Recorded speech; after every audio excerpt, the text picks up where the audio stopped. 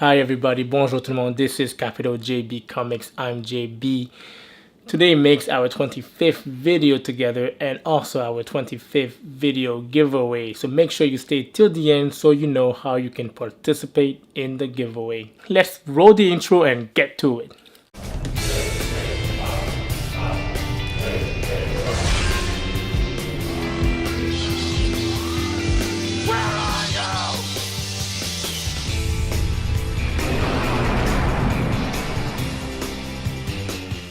Ever since Marvel Studios started making great movies since the original Iron Man, the comic book culture has blown up. It is no longer reserved for children or geeks or nerds. Now it is for everybody. Now the comic books, the Comic-Cons, the cosplay, there's so many cooks in that kitchen, but no one has a bigger footprint than CGC.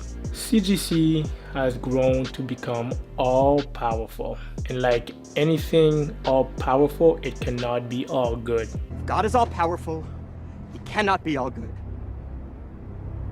And if he is all good, then he cannot be all powerful. And neither can you be.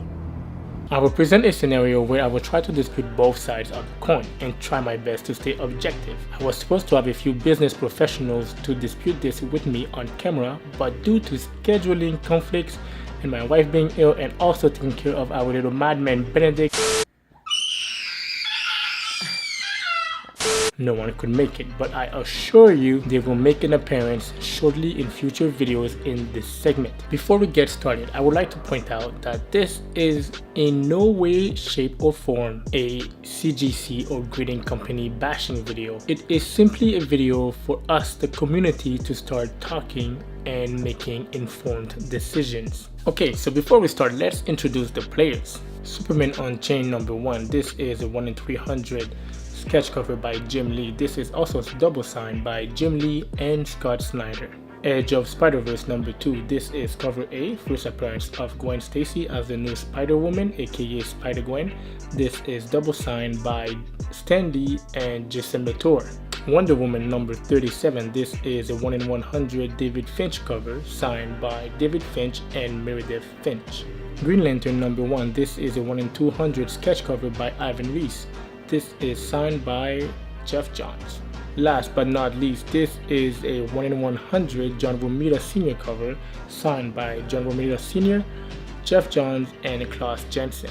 If you noticed, every book was a signature series book, also graded at a 9.6. But what you don't know is these books were all graded at a 9.8 blue label before they got sent in to get signed and resubmitted to CGC. I had time to call CGC and explain the situation, and this is what they said to me. Once the slab is cracked open, we can no longer guarantee the exact same grade. And I agree 100%. I will try to play both sides.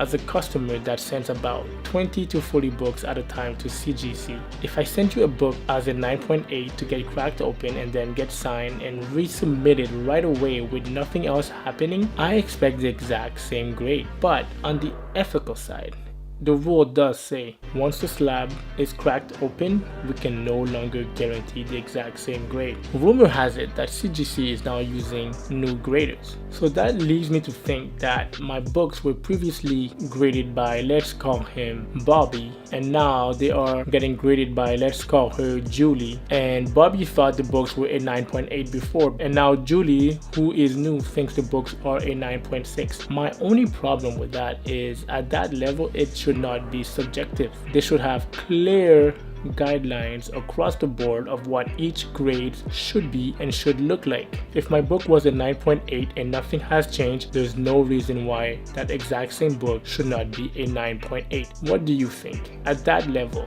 should it be subjective, or should they have clear guidelines across the board and have someone reviewing their work?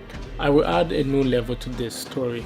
I went back and compared the notes from my books that were previously 9.8 that are now 9.6, and the notes are identical from 9.8 to 9.6. That being said, if my books are now 9.6 and they still have this exact same notes as my 9.8, 9.8 books. Shouldn't that book be a 9.8 as well? That whole experience has left a nasty taste in my mouth. I feel trapped. I feel like CBCS takes way too long to return books. PGX just doesn't have that name recognition, and CGC just wants to have its cake and eat it too. On the ethical side, you shouldn't be allowed to just do whatever you want and not have to explain yourself. It's the exact same notes as my 9.8 word per word. I guarantee they just copied and pasted. Like, I document everything. I have my old CGC number, and I have my old notes, and I have my new number and my new notes, and it's the exact same. What do you think they will say when I bring this up to them? Do you think they will take my books back and give them a second look, or will they deny? Let me know what you think in the comments below. Again, guys, I don't hate CGC, I don't hate CBCS, I don't hate PGX. I'm just letting you know of an experience that I've experienced myself, and I feel that it's important that I share this experience with you, because I am afraid that this is where the collecting industry or hobby is going, and I would hate to see that happen. So that being said, now let's move to something more festive. Let's move to the giveaway part of this video. These are the books that I want to give away for our 25th video giveaway. Moon Girl number 28, Moon Girl number 29, Moon Girl number 30, Moon Girl number 31, Moon Girl number 32. Last but not least, Moon Girl number 33. To have a chance to win those books, all you gotta do is, first, be a subscriber. 2, let me know 3 reasons why you think CGC is good for the industry, and 3 reasons why you think it is not. It is that simple. This has been our very first new segment, the business behind comics. Let me know below also in the comments what you guys think, if you learned something, if you agree with what I said, if you disagree. Feedbacks are always welcome. This is Capital JB Comics. Have fun collecting, guys. Bye.